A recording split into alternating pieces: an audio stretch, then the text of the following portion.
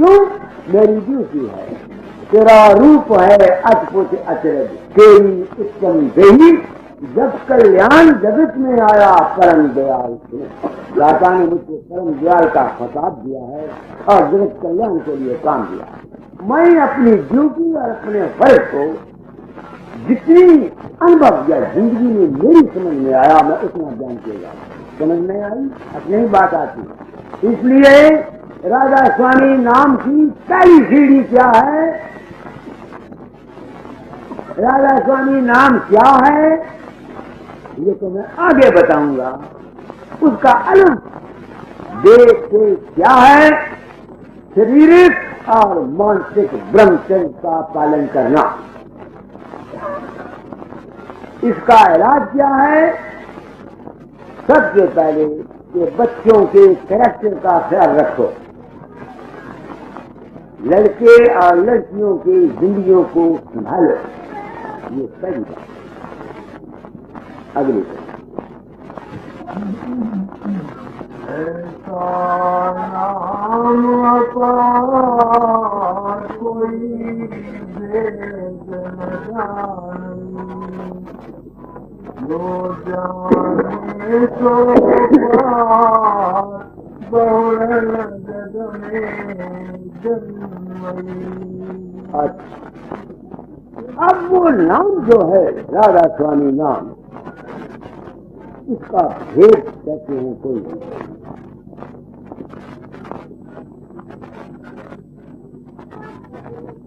अब सवाल ये है कि राधा स्वामी नाम का भेद क्या? जो मैंने समझा वो मैं कहता हूं। देखो, हम इस दुनिया को देखते हैं, ये दुनिया है या कि नहीं है?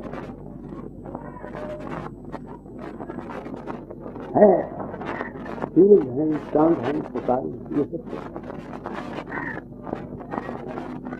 तो मौजूदा साइंस ये साबित करती है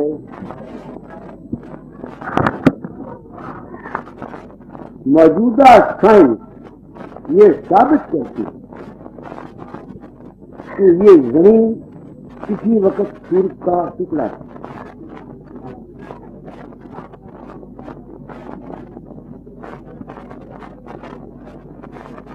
तो ये सूरज के परे भी एक सूरज है जो इस सूरज से करोड़ों मील परे है, और इस सूरज से वो 7.5 करोड़ ज्यादा है। ये मौजूदा साइंस साबित करता है। तो जितना ये लोक लोकांतर प्रकृति का खेल है सारा, इन सब से परे एक रॉक है, परम तत्व है, जिसमें से जो हरकत पैदा होती है, उस हरकत का नाम राधा स्वामी नाम।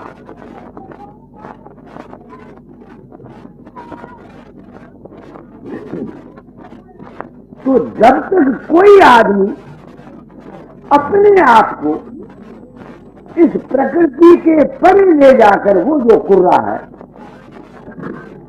उसमें नहीं जाता, उसको इस राधा स्वामी नाम की प्राप्ति हो नहीं। नाम है शब्द, शब्द में है हरकत। हरकत जानते, जहां जिस चीज में हरकत होगी तभी वो शब्द प्रकट होगा, प्रकाश प्रकट होगा। तो राधा स्वामी नाम क्या है? वो। मगर वहां तक पहुंचने के लिए हमें करना क्या है? हम वहां तक पहुंच कैसे सकते हैं?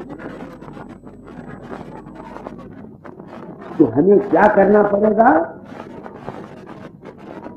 हमको इस शरीर, ग्रॉस मैटर, स्थूल मादा, सूक्ष्म प्रकृति और कारण प्रकृति से परे जाना पड़ेगा। अब दुनिया ये सोचेगी कि भाई इससे परे हम कैसे जा सकते हैं? मुश्किल है। मैं कहता हूं नहीं, बहुत आसान। किस वक्त आसान है? इसी कड़ी को पढ़ो। ऐसा नाम पार कोई भेद न जाने, जो जाने सो पार बहुरन जग में जन्मी। अब वो मैं भेद देता, उस भेद के देने के लिए अगर अपनी तरफ से कहता हूं तो तुम लोग मानेंगे। इस वास्ते स्वामी जी की वाणी के कलाम के सहारे पर कहता हूं, हदायतनामा निकालो, बंद कर दो।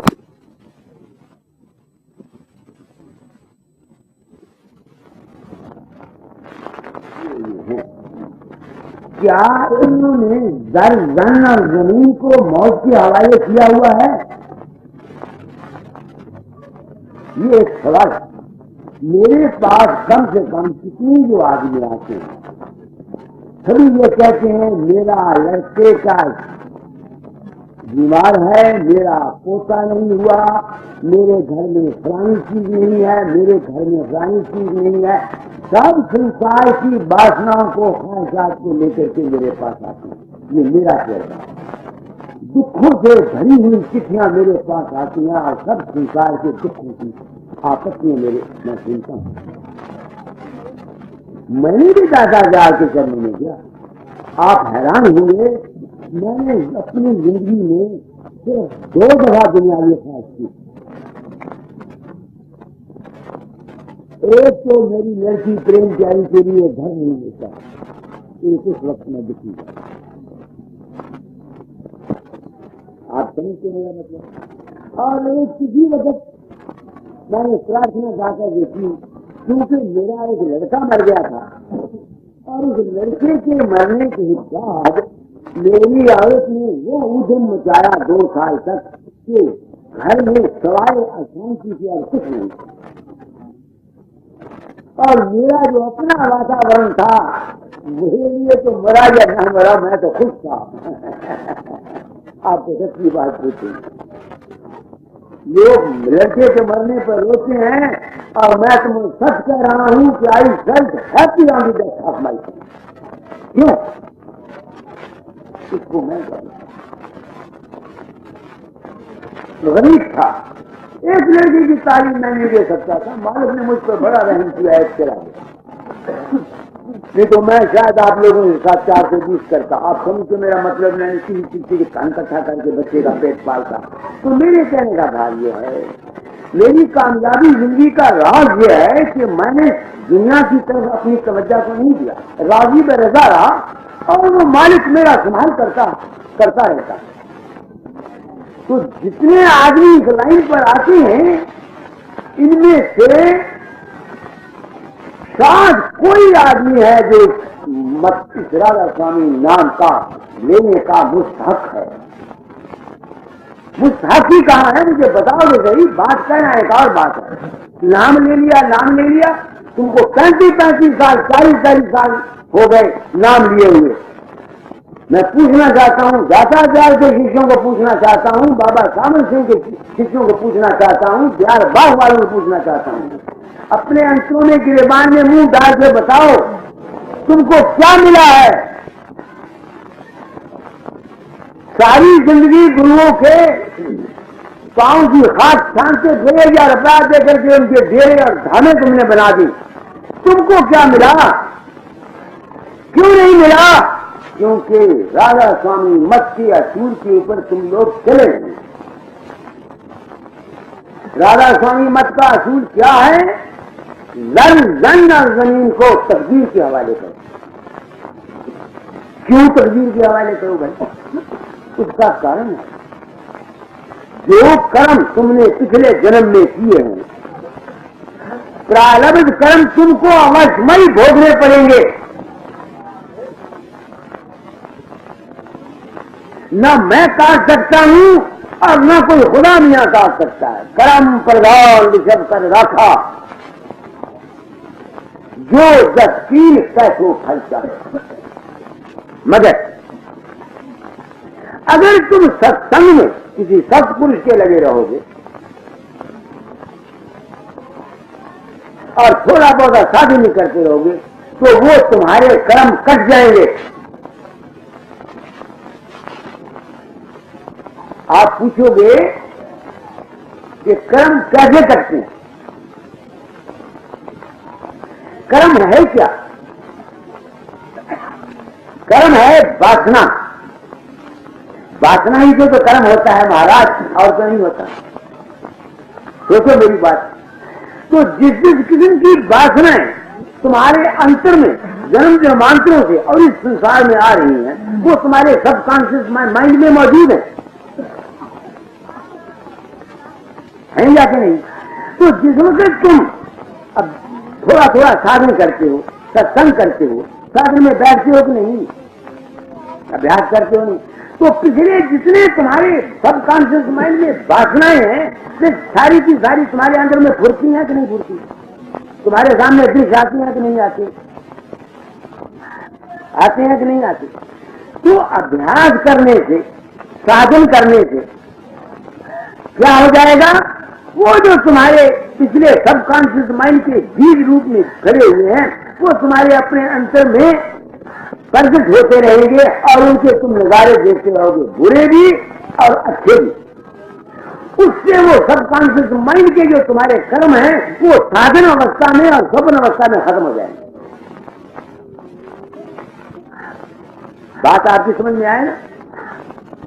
इसलिए अगर ये असूल न भी किसी के हों, अगर सत्संग कराने वाला उनको वेत मिल जाए और थोड़ा थोड़ा वो साधन कर रहे हैं, तो उनके पिछले जन्मों के कर्म भी कट जाएंगे। मैं अपना मुंह काला करके आपको अपनी जिंदगी की एक मिसाल बताता हूं। मैं बसरे भगवान चला गया,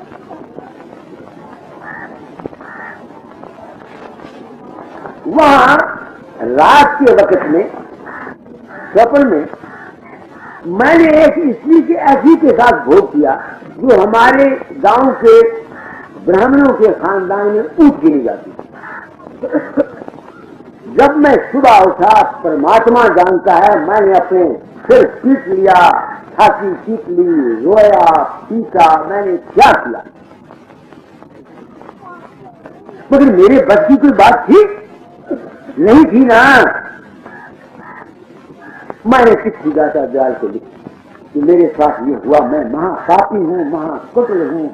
जितना आदमी लिखता है, एक चिट्ठी अपने बाप को लिखा, अपना सारा हाल लिख लिया कि मैंने ऐसा कर्म किया है, मैं सबने इस महापापी जी हूँ और महाहत्या। उस वक्त मेरे बाप ने चिट्ठी लिखी कि तुम्हारा हमने वर्ष फल कटवाया है। वर्ष फल जानते हो ना, जो ज्योतिषी साल के साल बताते हैं कि तुम हमको एक ऐसा ग्रह है जो तुमसे ये नीच कर्म कराता, तुमको ग्रह कराएंगे प्रारब्ध कर्म के अनुसार।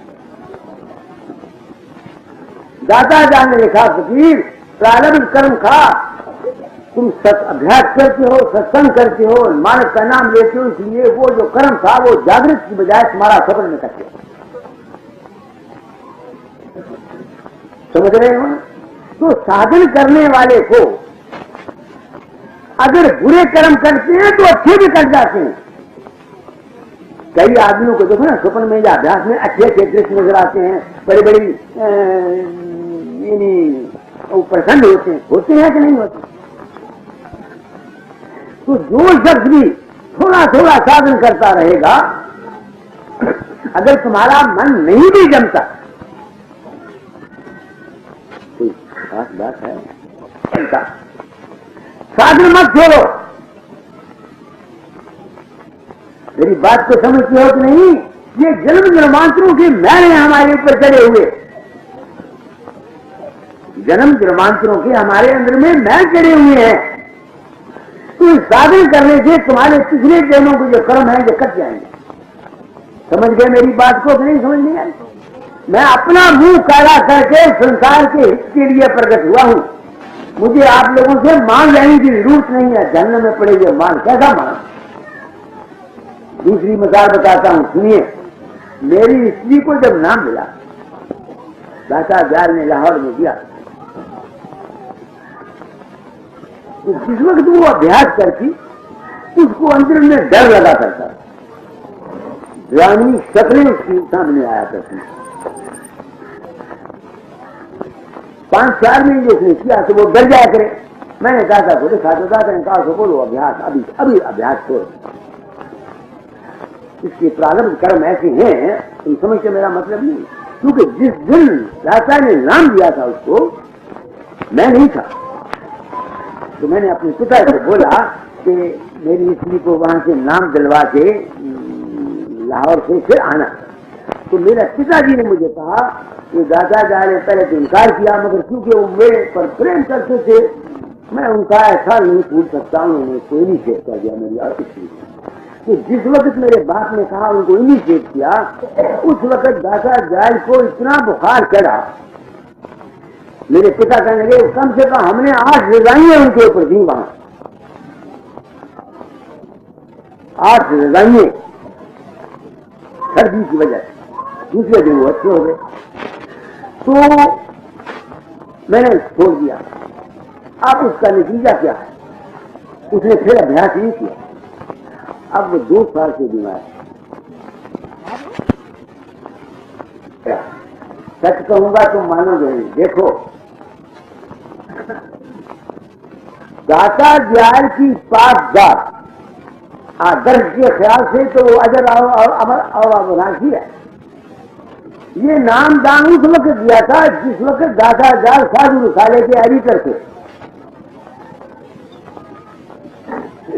बुखार उसको असर नहीं होता है जो परफेक्शन को हासिल कर जाता है, जो साध गति में है, हंस गति में है या संत गति में है। जब भी वो किसी को नाम दान देगा उसका बोझ उसको लेना पड़ेगा, क्योंकि वो खुद पूर्ण होकर के उसका अहम भाव जो है ना वो बिल्कुल खत्म नहीं हुआ। वो ये समझता है साधु कि मैंने इसको नाम दिया, तुम समझते हो ना, उसका ये ख्याल करना कि मैं गुरु बन के इसको नाम देता हूं, वो उसका मम तत्व है। मैंने तुम्हारे सिकंदराबाद वाले के पास लिए, किस अवस्था में लिए, जब मैं साध गति, संत गति, परम संत गति को उससे भी आगे निकल गया। अब मुझ पर कोई दर्द नहीं होता। ये बड़ा दूर रहस्य है।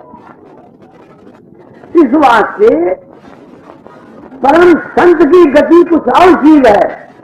साधु दाता जाल देखो ना, किताबें लिखी है, संत गति साधु का नाम लिखा, विज्ञानी लिखा, आखिरी मंजिल उनकी और थी, समझते।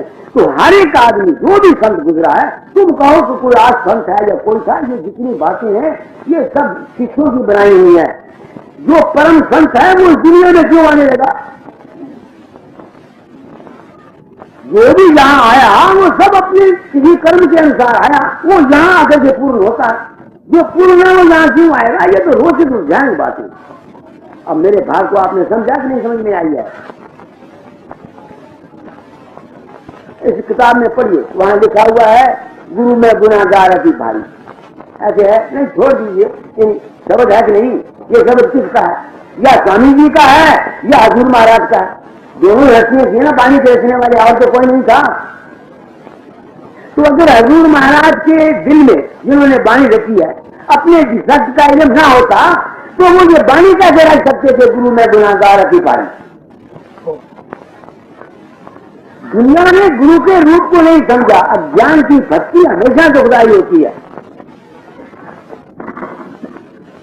वाणी में जहां लिखा हुआ है गुरु में गुनाहगार अति भारी,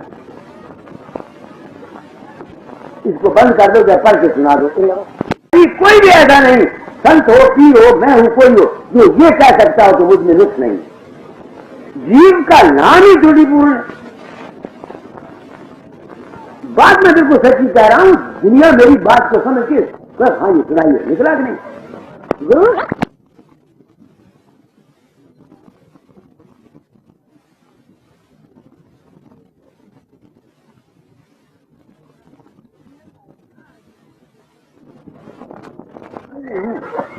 अपनी यादों को जाहिर करते हुए शर्माता हूं?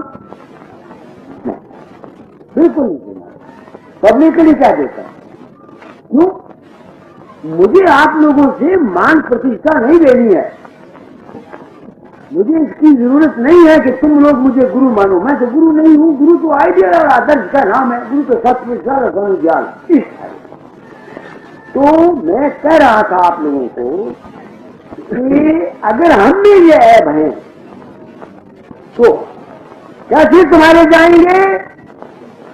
किसी ऐसे सत्पुरुष के संग से जाएंगे जो पूर्ण पुरुष है,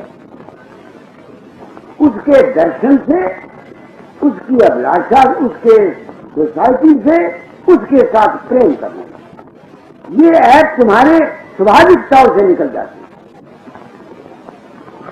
आप हैरान होंगे कि ये कैसे निकल जाती।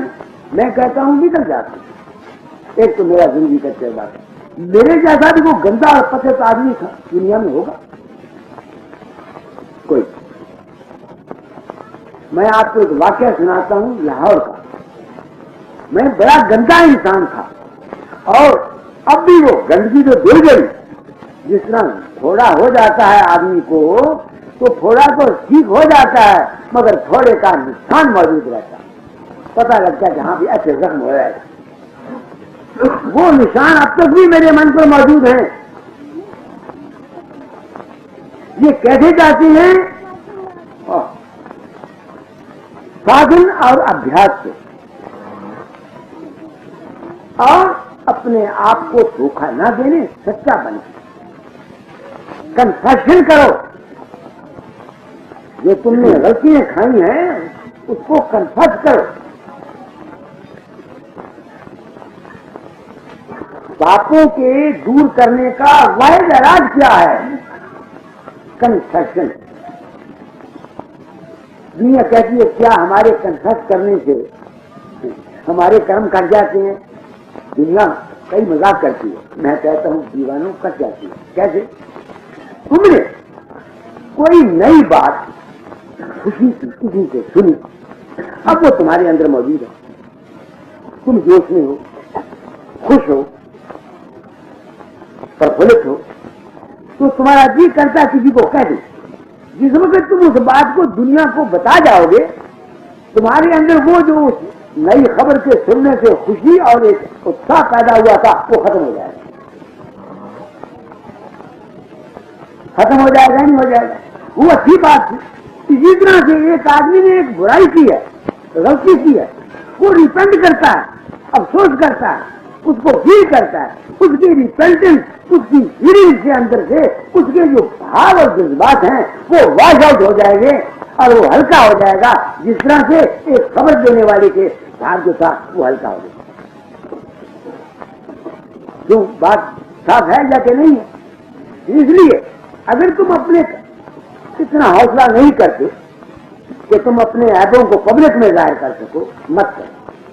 कम से कम जब अकेले बैठते हो तो अपने आप को दाता ज्ञान परम तत्वाधार मालिक या अपने अपने इष्ट के सामने ले जाते हो, उस वक्त तो अपनी गलतियों को कन्फेस करो। जहां तुमने ये आदत अपनी बनाई, तुम्हारी क्लैरिटी ऑफ माइंड में कोई फर्क नहीं होगा, तुम पार हो जाओगे।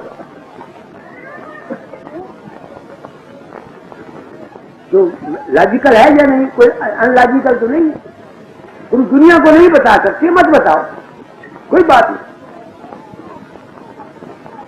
अगर आप समझते हो कि दुनिया में तुम नहीं रह सकते हो, मत बताओ। जब तुम अकेले अपने मकान में बैठ के साधन में जाते हो, उस वक्त जो तुम्हारा इष्ट है, तुमने वो मालिक तो एक ताकत है, उसका तो कोई रूप नहीं है। जिस रूप में तुमने माना उसी रूप में तुम्हारी बात। उस वक्त अपनी गलतियों को कन्फेस करो, सच्चे दिल से, प्रेम से कहो कि भाई मुझसे गलती हो गई, रिपेंट करो। तो उस रिपेंट करने से तुम्हारे दिल के ऊपर वो जो उसका सबकॉन्शियस माइंड में हो जाए ना, वो साफ हो जाएगा और तुम जो बात समझ में आती। तो जिस वक्त ये आदत जो मैंने अब बयान की है जीव में आ जाती है, समझती हो ना, उस वक्त क्या हो जाता है? उसका मन शुद्ध होने लगता है, प्योरिटी ऑफ माइंड उसकी आने लगती है। जहां उसकी प्योरिटी ऑफ माइंड हुई, उस वक्त फिर उसको फीलिंग उसके रिपेंटेंस की पैदा हुई, फिर उसको नाम दान की तुम अगर कोई शख्स उसको मिल जाए फिर उसका बेड़ा पार। बात अब फिर वो आगे आगे आगे आगे आगे आगे आगे आगे आगे आगे दिन पर दिन जब तक ये मंजिलें उसकी पूरी नहीं होती उस वक्त तक उसको इतना फायदा नाम जपने वालों को होता नहीं। हम लोग तो महाराज दुनिया को दिखाने के लिए भगत बन जाते हैं और हम भगत, किसी ने 5-6 हजार रुपया किसी सत्संग घर में बनवाने के लिए दे दिया या गुरु महाराज को दे दिया, वो समझता है मैं जादू खां का बच्चा हो गया। वो अपने आप को एक भगत शिरोमणि कहता है। अरे दीवानो, रुपया देने से भी कोई भगत बन सकता है? भगत रुपया देने वाले भगत नहीं हो सकते। जो रिपेंट करने वाले आदमी हैं, अपनी कमजोरियों को महसूस करने वाले आदमी होते हैं, वो भगत हो सकते हैं। मैं बात आप लोगों को बिल्कुल साफ और सच्ची कह रहा हूं, कोई लगाव पेट की, मेरे अपने जीवन के बात। तो वो स्वामी जी महाराज कहते हैं तो राधा स्वामी नाम तो आगे जाके मिलेगा जहां ये संसार तुम्हारा खत्म हो जाएगा। तो पहले उसकी स्टेज वो कहते हैं कि जब ये हालत आ जाए तो किसी सत्पुरुष के संगत में बैठ, तो उसके पास बैठने से क्या होगा? तुमको तो ख्वाहिश है प्योर होने की, उसमें प्योरिटी है, उसमें वो पवित्रता है, उसकी लहरें रेडिएशन उसके जिसम से उसके भाव जो है वो निकलती है। मां का हित बच्चे को पालता है। मां क्या चाहती है? मेरा बच्चा लायक हो जाए, बड़ा हो जाए, अकल सीख जाए, यही उसकी ख्वाहिश रहती है ना। तो उसका जो हित है मां का वो उस बच्चे को परवरिश करता है। इसी तरह से गुरु जो होता है, जिसको सत्पुरुष कहा जाता है, वो हमेशा ये चाहता है कि जो दुखी जीव उसके पास आता है ये सुखी हो जाए, ये सुखी हो जाए। मैं था, मैं महापतित इंसान था, गंदा इंसान था। दाता मुझे कहा करते थे कि तुम में 99 ऐब हैं, सिर्फ एक सिर्फ है कि तुम मक्कार नहीं और सच्चाई पसंद। ये एक सिर्फ तुझको मंजिल नसीब चले जाए। क्योंकि कपटी जन जो होता है, मैं कपटी नहीं हूं, कपटी जन को नहीं भूल पतियार, ये बानी में लिखा हुआ है। जो कपटी आदमी है उसको ये चीज नहीं मिल सकती। कपटी कौन है? जो अंतर में और है और बाहर में और है। जिसका अंतर और बाहर एक नहीं है वो कपटी। बात आपकी समझ में आ गई नहीं? तो वो फिर कहते हैं कि अगर भाई तुम इस आवागमन के चक्कर से निकलना चाहते हो और उस मालिक के कुल को पहुंचना चाहते हो तो कैसे चलो? फकीरों की सोबत करो, मगर ये सिफात लेके चलो जो मैंने अभी अपने लफ्जों में तुमको बयान किया। इसके बैठने से फिर क्या हो जाएगा? जब तुम उसके पास बैठोगे, उसकी तरफ देखोगे, उसके अंतर के रेडिएशन निकलती रहती है। Human body is a radio station, ये साइंस ने साबित किया। हर एक आदमी के अंदर से वेव निकलती रहती है। ये नहीं कि मेरी निकलती है, तुम्हारी भी निकलती है, बुरे से भी निकलती है, अच्छे से भी निकलती है, नेक से भी निकलती है, बस से भी निकलती है, संत से भी निकलती है, असंत से भी निकलती है। तो इसका दूसरा सबूत मुझको रिसेंटली मिला, एक एसईओ टेलीग्राफ का है हिसाब ग्रंथ, उसने मुझे बताया जी कि साइंस ने यह साबित किया है कि एक इंसान के अंदर से इतनी